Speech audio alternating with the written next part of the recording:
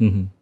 10 years ago, they principally owned bonds. Sure. But over the last 10 years, we found that Japanese investors have become a lot more sophisticated. Mm-hmm. Many of them have bought growth stocks in the U.S., very large owners of what they call the Mag 7. And so they enjoy hearing updates about the U.S. market. Okay, so you're doing a tour of Korea and Japan this time. Yes. Okay. Well, I mean, you probably heard about Korean retail putting a lot of money in the U.S. market. Very recently, in December, we had a lot of volatility in Korea. You've heard about the political situation. The inflow into U.S. equity from Korean retail has been $1 billion per day. That's Wow. pretty amazing, right? Yeah. So Koreans love U.S. equity. So can you just tell us a little bit about your background and about your firm? I mean, I have been a big fan of Tom Lee. Your full name is Thomas Chong Lee, right? Yes. Yeah. So a little bit about your background for audience who may not be too familiar. I've been on Wall Street doing stock research for more than 34 years. Mm-hmm. So I started. Why? Yeah. Okay. So we'll follow that. Mm-hmm. Yeah. Okay.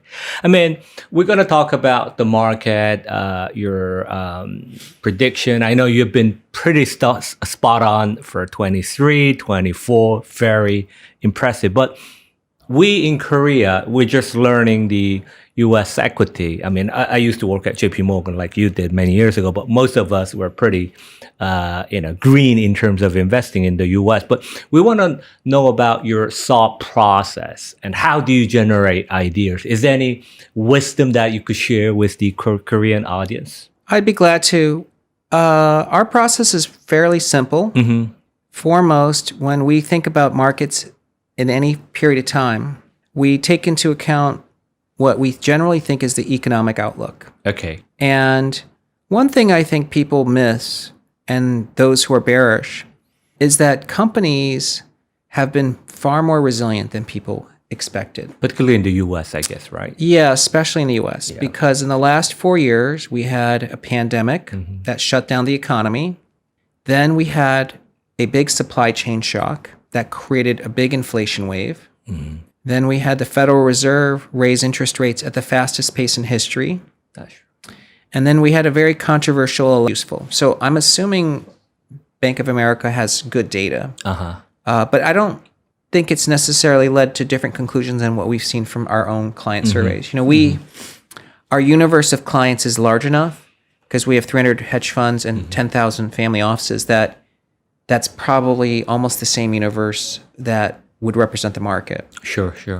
So you use these three thought process, the macro data, also the long-term thematics, and that's probably helps you to view the market from a top down, and then use consensus data to take a certain position. Yes. Okay. But I think the thematics is important because most investors can be lost otherwise.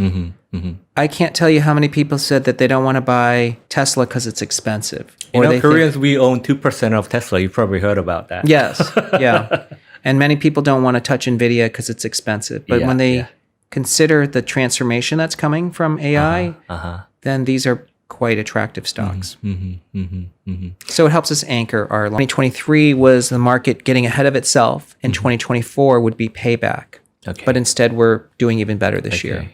I don't think most investors still have accepted that because when I hear folks talk about the economy, they think we're late cycle. I mean, I just listened to Mike Wilson on, I think, YouTube, Bloomberg, and he was talking about late cycle. A lot of people. Yeah, well, it's been a very expensive late cycle for people. You know, I think it's a disconnection from what people can really observe. You know, if someone talked to their neighbors the last few years, people have been cautious. That's usually not late cycle behavior. Okay. Companies have been cautious. The ISM has been depressed for 3 years. Yeah. That's not late cycle. Okay. So as these indicators turn, actually, the economy could actually accelerate. Accelerate. Yeah, and that's our base case right now. I mean, my impression, correct me if I'm wrong, is you use a lot of analysis and data, but a lot of your insight comes from your observation, from your experience. Watching what people say, how they behave. I studied accounting in college. And I think what people have to remember is that we know mechanically there's a lot of cash on the sidelines. Okay. There's a lot of firepower. $7 trillion of cash on the sidelines. So I would see this as positive for the first half of next year. Okay. But it could be, maybe the S&P goes up to 7,500, right? Okay. I mean, I don't know. 7,000 is sort of just a guess. Yeah. I mean, who knows, right? Yes. But what you're saying is that the momentum is still here. There will be a lot of positive surprises. A lot of the good news will be more reflected in the first half than the second half. Yeah. Yes. Okay. And then the second half, it's more just looking at precedents. Because since 1870, there have been 5 previous instances where the major index had 2 years of 20% or more gains in a row. Okay. And 5 of the 5 times, the market did poorly in the second half. Okay. So we might make the gains in the first half. However, that is just history, so we could do a lot better than that. Should we worry? I mean, obviously there has been a Powell put, right? So protecting some downside this year.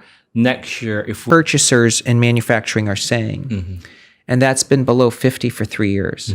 Below 50 is basically contraction. If someone believes the ISM is going to get worse next year, industrials will do poorly. But if they believe that confidence is going to improve and manufacturing will expand, that's very bullish for industrials. I was told that the recent survey among the small company CEO, the numbers have been pretty solid. Yeah. Yes. Yeah, I think you're referring to the NFIB, Small Business Optimism Survey. That's a federation of small business owners. Small businesses represent 75% of all private employment. So it's a pretty important survey to watch.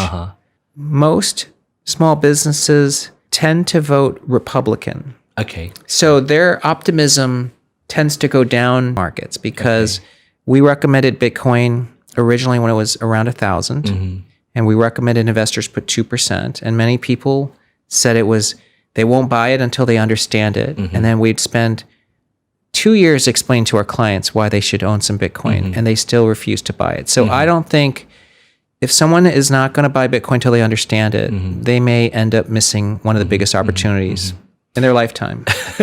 Do you see more of your clients actually warming up to the idea and taking action? I think many are just recognizing that they're being obtuse in the sense that they're being stubborn to be skeptical of it. I can tell you, people had many arguments against it for years. People said, oh, it's a Ponzi scheme. It only goes up because of the creation of stable coins. Or people said that Bitcoin is going to go to zero one day. Or they're going to say that, well, why doesn't someone create a new Bitcoin? I would say that it's the same attitude people had for stocks since 2009. At JP Morgan, what is the best way to listen to, follow Tom Lee's up-to-date ideas and thought? Well, of course, we have a partnership with 3Pro TV, so I think they're going to receive quite a lot of content from there. Okay, Sampuro, yes. And if they want more information, they can, of course, become a subscriber. Okay. Yeah. But if they want to follow stocks, more stock specific, I would recommend that they subscribe to the Granny Shots website.